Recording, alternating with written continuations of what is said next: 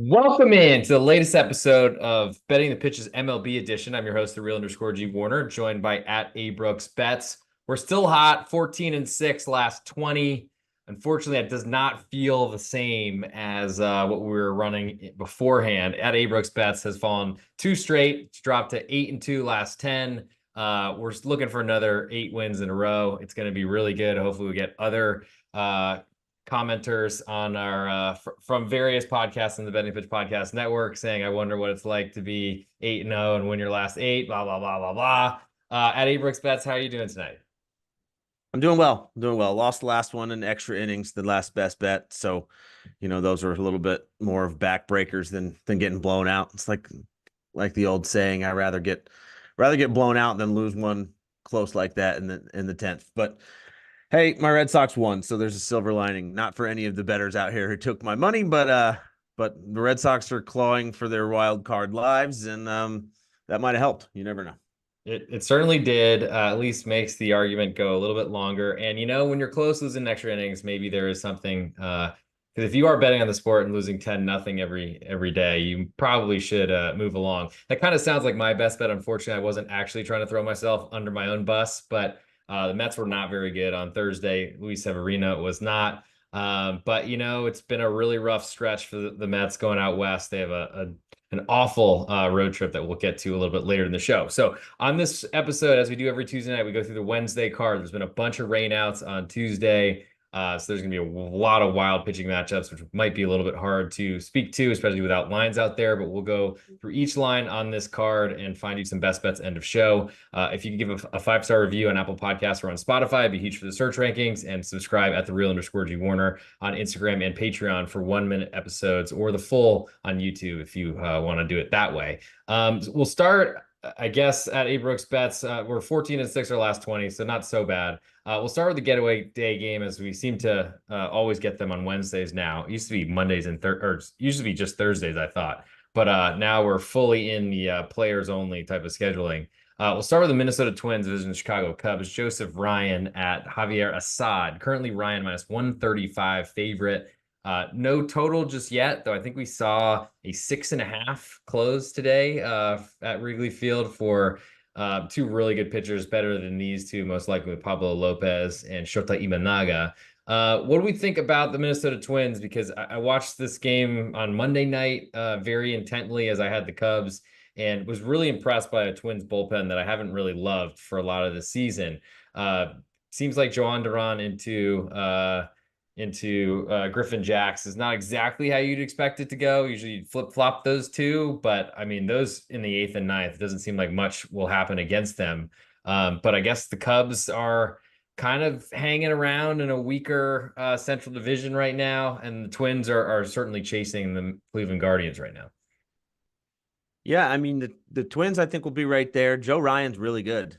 I was looking him up and kind of pleasantly surprised where he stands now. He's 28 years old. I thought he might be a little younger than that, but he's really good. And I know that he took a big step up last year, and even he's progressing well this year too. So I like him on the hill. Then Javier Assad on the other side.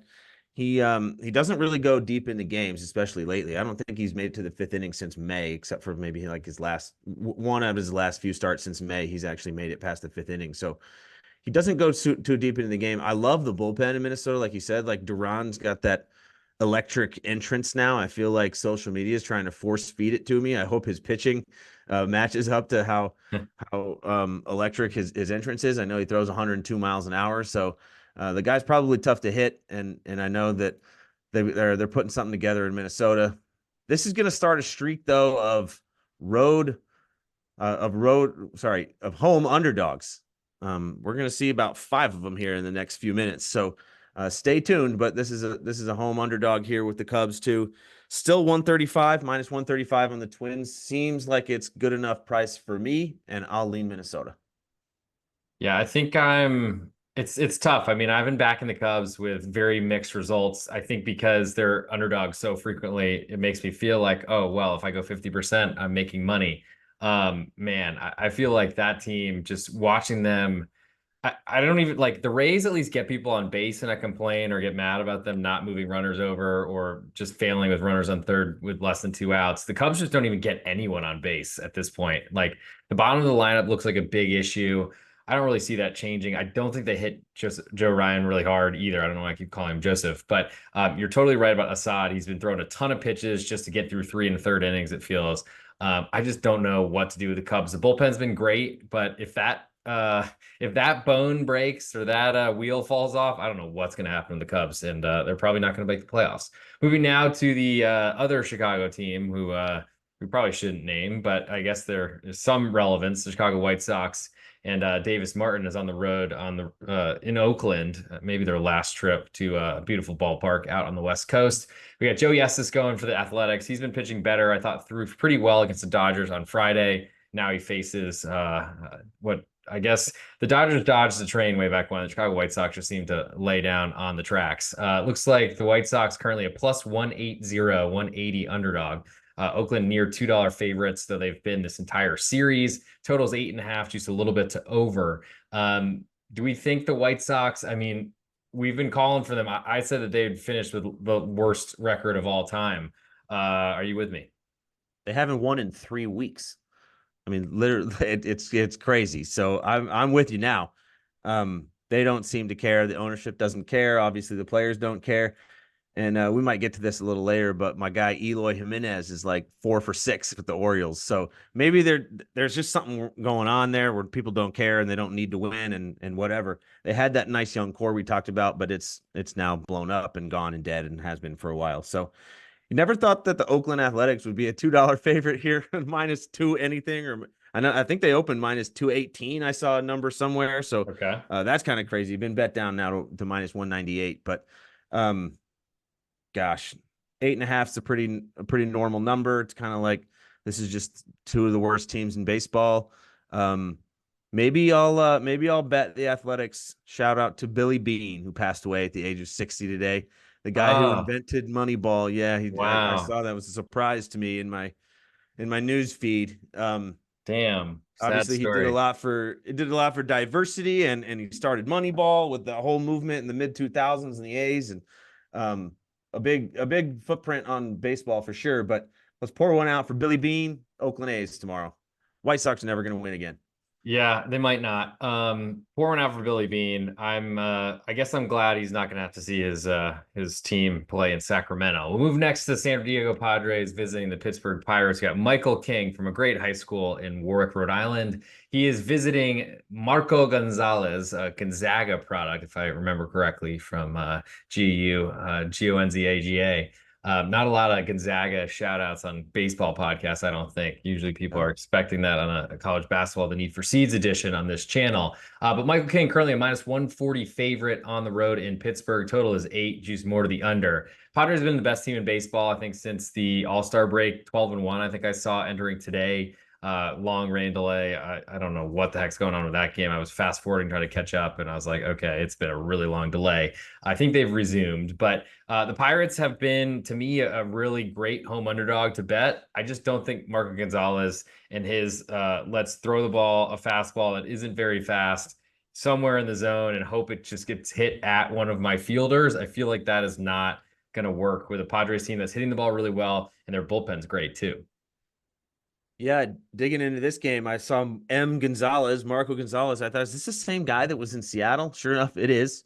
Gonzalez with an S at the end. Yes, Gonzalez. kind of. So Um, that's so that's sure. why it took me forever to find him because I was spelling it wrong. But that's neither here nor there. He is the same guy from Seattle. He does throw 92-mile-an-hour fastballs. He has not been very impressive this year. 92. Wow. Yeah. It's like telling me I'm 5'10". I'll take it. Yeah. He has not been super impressive since going over to Pittsburgh either. They haven't stirred up some magic sauce or anything with him. Michael King has been great. Maybe it's his high school, maybe it's Ooh. the Yankee pinstripes that he never earned, but he's now kind of trying to put San Diego really on the map. I know they made a big trade deadline push to get a bunch of bullpen arms, and they've been playing very well. So I do like San Diego here. Another road favorite, but I do like San Diego. Yeah, I guess welcome to, I mean, it's only August. Get ready for September when we're going to be Yeah. seeing Oakland Athletics might be $3 favorites by then. Maybe not, because they probably won't be playing the worst team in history. We'll move next to Cincinnati Reds visiting the Miami Marlins. But another home underdog, since at A Brooks Best was pointed out, might as well every time. Andrew Abbott minus 147 road favorite, totals 8.5, which is pretty heavily to under. This doesn't look like a getaway day game based on the 6:40 Eastern time start. Andrew Abbott is really somehow survived a very unfriendly park where he makes most of his starts. Now he gets one of the best for his fly ball tendencies. Do we think that Belozo from the Miami Marlins can potentially wake up a team that also looks like they've quit? Yeah, so Andrew Abbott's due for some regression. That's what all the experts will tell you. His underlying metrics are not great. He hasn't been good really all year, except for his actual stats, which are decent. He's surviving that ballpark, like you said. There's nothing really traditional to indicate that he's going to continue to be great, but he kind of has been. Maybe it's a crafty lefty thing. Maybe it's a deception thing that the sabermetrics or the Statcast can't analyze. But he's been getting hitters out. And then Belozo, there's not much to go on from the other side. He's had limited starts, I think, this year. Maybe, I tried to dive into him, but I love this ballpark here tomorrow and the over to happen. Oh, okay. Ellie is hot. Ellie has 4 hits 2 nights in a row. That's 8 hits in 2 nights. He's got a couple stolen bases, a couple home runs. I mean, when Ellie gets hot, he scores runs by himself, or he compels his team to score runs behind him. Or no, he scores runs for them in front of them without them even like having to drive him in, because he stole 4 bases. When you say last week compels, I was like picturing him doing some like sort of voodoo magic trick. Yeah. But he's already done that on you, so I guess That's right. So That's right. I'm under his spell. He does his interviews in English now to get a little bit more to be oh a my fan gosh. favorite. Yeah, I mean, the guy is, what can you not love about Ellie? And Well, we'll I go will tell over you this. I 8.5 here. actually was watching a little bit of the start of their Monday game before tonight's Tuesday slate started, and not the normal Cincinnati Reds color guy was in, and I think Ellie had a 2-run shot in the first inning and did this little like stutter step before he started running to first base, and I was surprised the color guy for Cincinnati analyst comes in and says, "Well, I mean, you can't be doing that." And I'm like, has he not been watching this team? Has he Yeah. like Ellie's been doing this since he was breathing in the big leagues? Like, what do we do? Yeah, 4-4. Exactly. Fo fo or cuatro cuatro, whatever. I Yeah. mean, 44. I don't know. But I like this is really tough with all these home underdogs because most of these teams are garbage, which is Right. a proclivity of mine, I've learned. But I gotta say, unfortunately, like all these teams that are just trash. I mean, it makes it so it's a much lighter card for me, which is I guess is better. I can dive into the other games even deeper, as can we. Speaking of, we'll go to the San Francisco Giants and Blake Snell coming off a no-hitter, his first complete game, his first time pitching in the 9th inning. I think all those boxes were checked on the road. Now he's on the road again at Jake Irvin and the Washington Nationals. Snell minus 154 favorite. Irvin is good, but his team is not, has given up. Maybe it's not fair to say teams have given up at this point. I think Miami and Chicago White Sox version, I think you can say that. I think the Nationals are trying. They just have dealt away so many players and they're built on basically being a good bullpen. That's why they're hanging around the cut line for potential playoff discussions. They're not really that way anymore. Total's 8 here, just a split both ways. What do we got on any interest in a home underdog here? This one's tough for me because I kind of have the Nationals pegged as a fade candidate down the stretch. Like you said, they are playing some young players, so hopefully there's some development going on. You got James Wood called up, the number 2 prospect in baseball.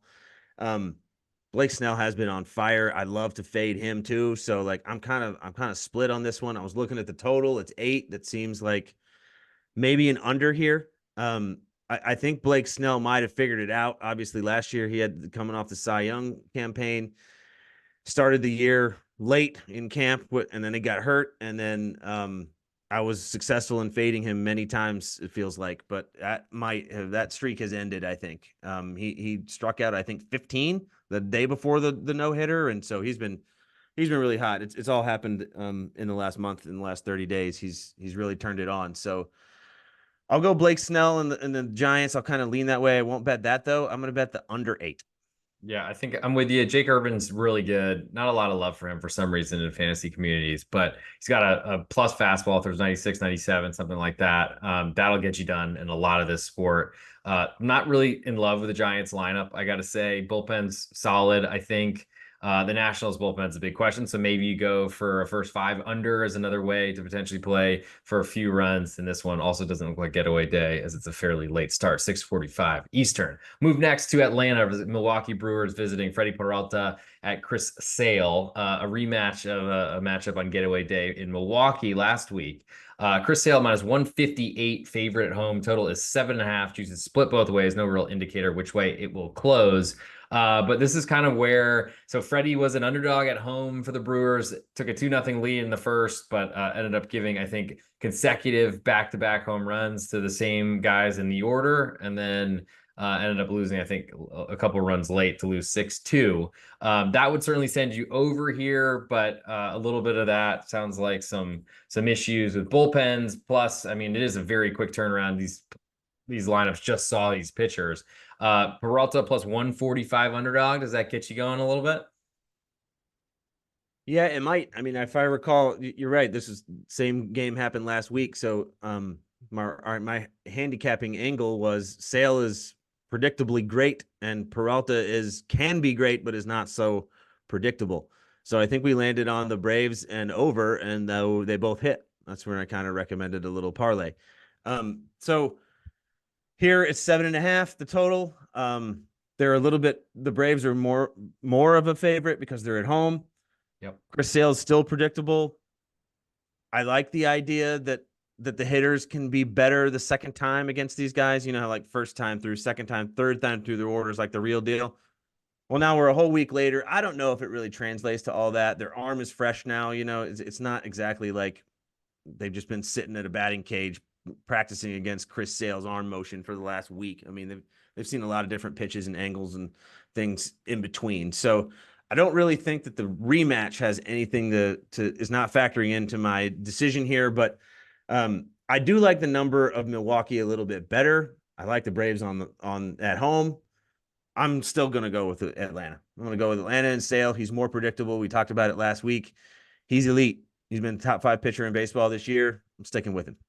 Yeah, 7.5 feels like a pretty small total for me in Atlanta. With that said, I mean, Atlanta, that lineup seems to be so up and down. Just as we thought they were coming around, they really struggled with the Miami Marlins last weekend. And I think if you're backing Freddie Peralta here, plus 145 looks really nice. You really don't have to hit at a high rate if you are betting that number, and I mean, coin flips, you are very, very profitable. But I think the problem is Chris Sale is probably going to give up 2 runs, maximum 3, it feels. And Freddie Peralta needs to somehow get inside that, or the Brewers need to get to a Braves bullpen, which is solid, maybe not perfect, but I just feel like it's probably too tough. And even if you're in one of those scenarios where it's 2-2 in the ninth inning, you go to extras.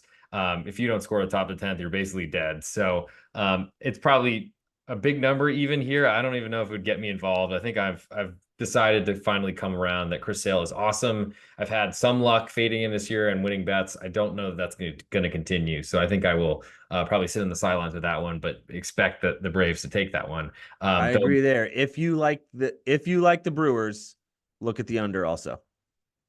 That might be the way to do it, because that's what's going to require probably a big outing from Freddie Peralta, and hopefully a lot of strikeouts for your season-long strikeout king wager.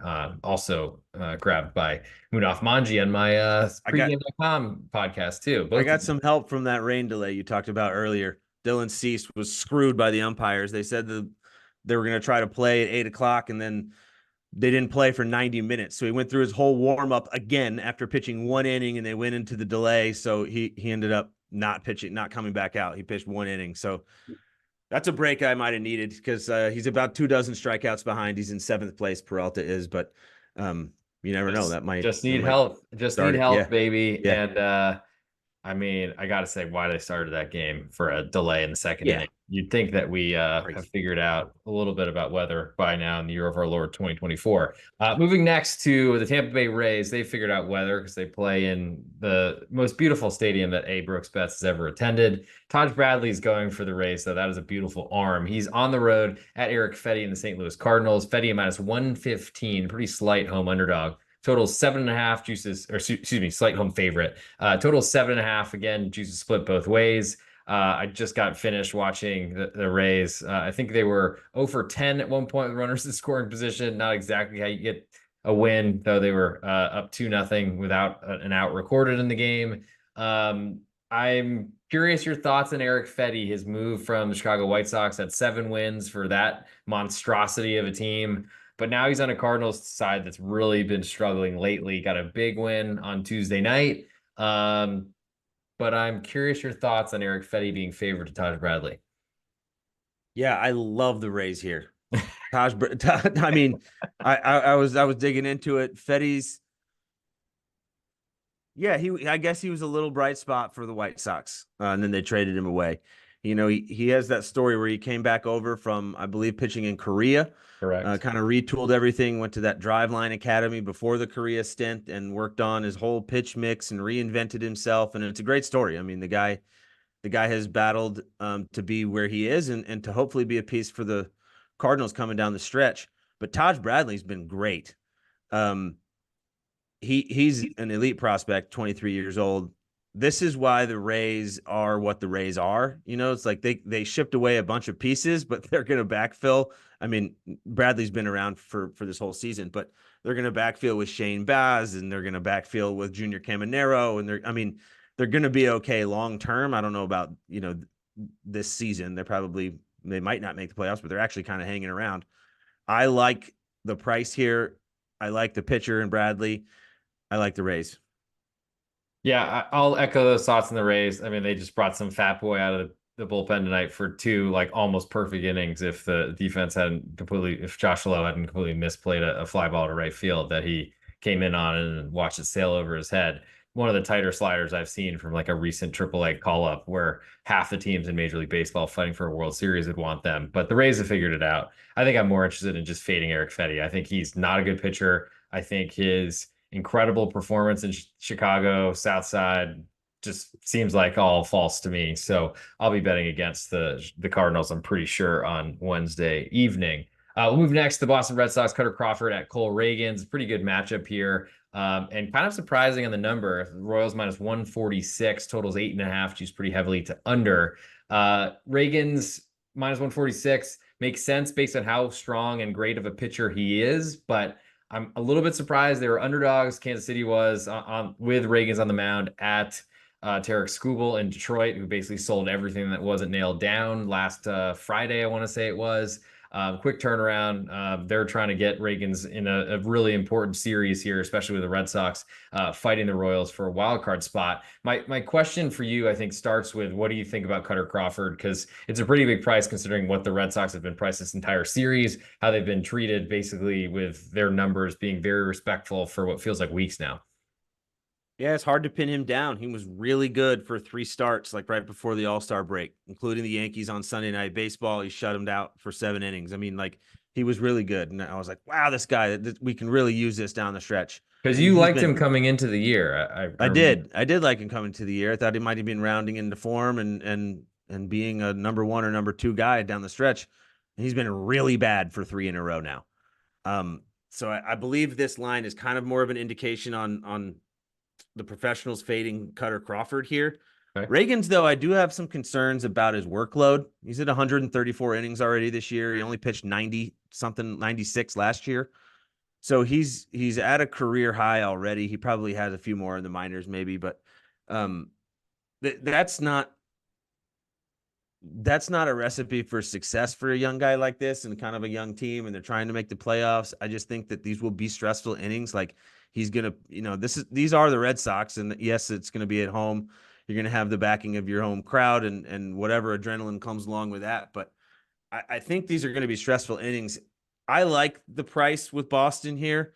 I think it is a little bit too high, like you mentioned. Reagan's was an underdog just last week against Skubal and the Tigers. Skubal's great, but the Tigers aren't. So this is kind of opposite. The Red Sox might be a decent team. Cutters might be a decent pitcher. You might get a good outing out of him. You might not. But for this price, way better than a pick 'em. I'm going to go Boston here. Yeah, I'm interested. The Red Sox have not been good against left-handed pitchers, but I guess that's just like something that maybe comes and goes because they've been literally smoking everybody they've been playing against lately, it feels to me. And their losses seem to be it's just because they didn't score enough runs to I guess figure to solve their pitching issues, which I think will come up. We'll see how Cutter Crawford does. I think we've now at Brooks Bets has summed it up pretty well. I think be wary of Cole Reagans and seeing how much he has left in that arm. Each start we go further into the season, they should be building in more rest days for him. But the Royals are trying to make the playoffs. It's been a while, and I think they were saying it's been 10 years since their World Series run. So there's a little pressure there. It shouldn't be anywhere near Cole Reagans' left elbow at this point, but I think we'll wait to see what happens with that. Moving next to the New York Mets and Paul Blackburn on the road at Colorado and Ryan Feltner. I think I saw 1-10 was his record. Pretty nice, but makes a lot of sense for a Rockies pitcher. Feltner plus 138 home underdog, minus 150 coming back the other way in the New York Mets. Total's 11.5 here, choose very heavily to under. Blackburn was pretty good in his first start debut, whatever we call it, for the New York Mets, though it was against a familiar foe who he's done, I think, very well against in the Los Angeles Angels of Anaheim in his last start. Now he's in a little bit more of an unfamiliar place, and the Mets are still a pretty big favorite on the road. Yeah, he had a quality start. He's been hurt most of the year, right? Blackburn, and they traded. I know He they came traded him back from from the the Athletics. IL. Yeah, He came back from the yeah, IL and was traded like right away. I don't even know if I think he maybe made one appearance for the A's and right. then was already traded. One and done for the A's, and then he's off to New York. So he'll be pitching bigger innings and in tougher spots. Obviously, this is at Coors Field, so it's kind of a tough spot for a pitcher in terms of totals. But in terms of the lineup he's facing, they're not very good. I think Blackburn is kind of a decent pickup. I'm really interested to see how he pitches for the Mets down the stretch. If he's an asset to their rotation, they might be okay. And if he's a complete dud, then we'll see, I guess, today, as this comes out. Yeah. Yeah, this poor guy, Feltner, he hasn't won a start since April 12th. That one was April 12th, 19 starts, 0 wins in a row. He does have 3 quality starts his last 3 times out. So, Hey. He's not, I guess this is why he keeps getting the ball, but he's not winning games. And that's got to be really demoralizing. You win your first game, or maybe it was probably his second start, and you just haven't won since. I mean, yikes. I'll bet the Mets here. I don't think the price is too much to keep me away from them.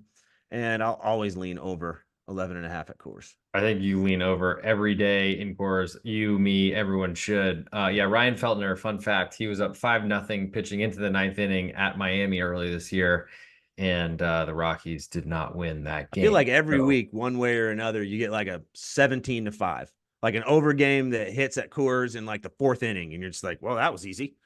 And you move on with your day. Yes, that reminds me of Nick Pivetta, 20-7, I think was Yes. the final in that one. Just what feels like yesterday, but it might have been 2 weeks ago or maybe 2 years ago. I'm not even sure at this point in the season. We'll move next to Detroit. Speaking of, at Seattle, Tarek Skubal still making starts, so that's nice. George Kirby, I believe I aired and called him a saint on the last podcast, so I think his performance was pretty good for at Brooks Bet's best bet last week, and unfortunately the bullpen couldn't hold on. But Kirby minus 132 favorite at home, the Seattle Mariners are. I feel like they've been at home at Safeco or T-Mobile or whatever they call it now for what feels like months. Total is 6.5. So we're starting to see totals way below that kind of key number of 7. They used to all be total like 8.5. It's amazing to see kind of how the years of Major League Baseball betting, maybe the lack of hair in my head and seeing what happened to all the various totals in the world. But we have a 6.5. The first one I've seen this year, I think 6.5. So I think there was at Wrigley today, but we haven't on this podcast covered one. I feel like that's been like an unwritten rule. They're not getting below 7, but here we are. It's like the 33 or 34 in the NFL totals and things of that nature. Skubal's a pretty small underdog right here for a team that's not very good, though he was a favorite to Cole Reagans on Friday. I mean, doesn't George Kirby seem pretty cheap to you? Yeah. Um, this is a tough one because obviously they're not expecting very many runs to be scored. And so you kind of, it's like in football. If you want to bet an under 30 or you want to bet an under 33, you kind of want to take the points with any sort of underdog. Um, I don't like it that it's on the road, although Seattle obviously, I mean, I'm looking at the under 6.5 here, actually. I think they kind of know what they're talking about. They obviously need some money to come in on the under because or it's coming on the over, sorry, because everybody's betting the under. I mean, that's a Yeah, very low yeah, total. yeah. Um, I actually was gonna lean Tigers at plus money here just because of the low total, but I'll probably lean under 6.5 here. Let's do it. Let's ride the first 6.5 on this podcast and have a good pitching duel between George Kirby and Tariq Skubal. Yeah, I mean, I definitely saw and won a bet on the Mariners who scored 3 runs in the first inning and did not score again for the remaining 8, and that still still won in regulation. Would obviously have gone under 6.5, and that one I think was the Astros in town. I'm curious though. I just feel like these numbers are too cheap or I guess the numbers are too good fading Tarek Skubal. Like he's a great arm, but like what's he pitching for? I guess the Cy Young. And Yeah. I probably can, maybe will win it. But like, geez, I gotta feel like 6 innings shutout. Like, why are you extending him out further than that? Like to potentially get this guy hurt in this last season, you've already traded everything away. I think, like to me, the Mariners have a lot to fight for. They haven't been playing great, but the rest of the division has been going down in flames. It's pretty much if you're a Seattle fan, backer, or anything here, you're just hoping they ride the wave and keep doing what they're doing, getting fortunate or whatever. But I think this price is too cheap. Last game on our list, and then we'll get to best bets: the Philadelphia Phillies and Tyler Phillips coming off of a thrashing at the hands of the Seattle Mariners.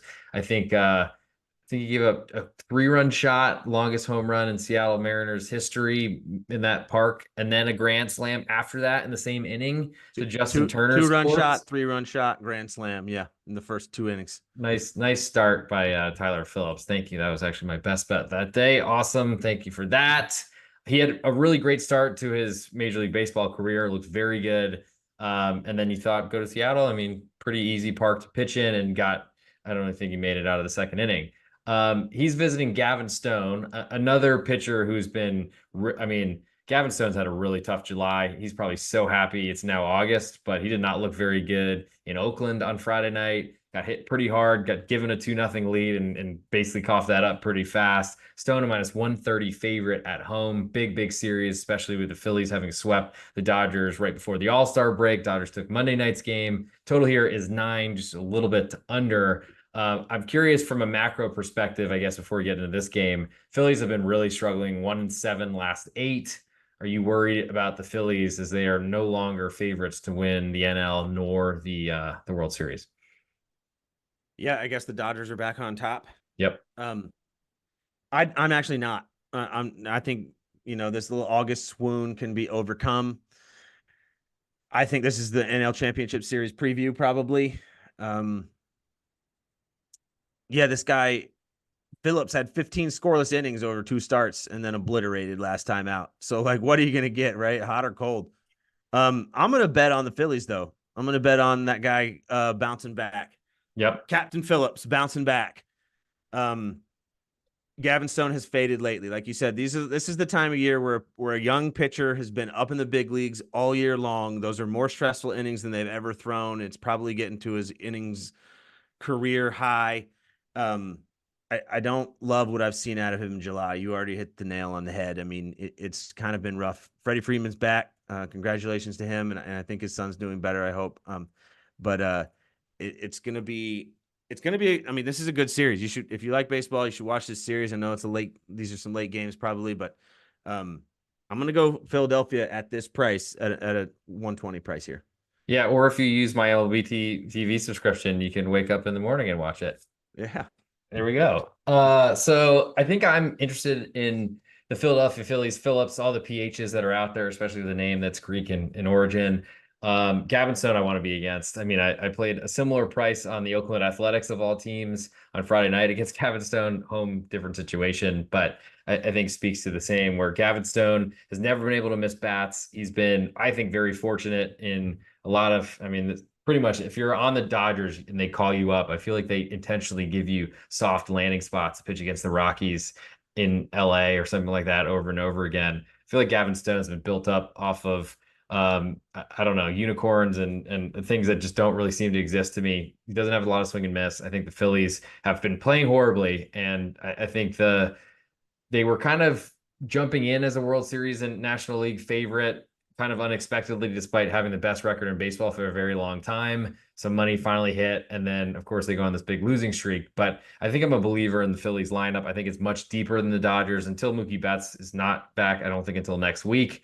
And my fantasy teams have been literally just paying the price every week for that. But until he's back, I feel like the lefty nature of Ohtani and Freeman, I feel like is a lot easier to get out than when they are certainly balanced with righties and lefties. I feel like, I mean, you don't want to lose Freeman or Shohei either, but I mean, it's just generally a tough way to do it. So I think we're both on the Phillies in that one and should be potentially, I mean, I think I'd lean over 9. Hard to say that, but two pretty good offenses in general, though. I just feel like the Dodgers are extremely overvalued at this point. So it's time for our best bets. Before we get into that, if you could leave a 5-star review on Apple Podcasts or on Spotify or both, that'd be sweet. It's good for the search rankings, get us up there for the remainder of this Major League Baseball season. Plus, we have NFL podcasts coming out on the Betting Pitch Podcast Network with that A_Schnicker. Plus, I think we'll be doing a college basketball podcast. Of course, every year we do the Need for Seed with that Big East Ben. And then, of course, at A Brooks Bets, we'll be back for next year's Major League Baseball season, assuming we survive and don't get taken off the FCC.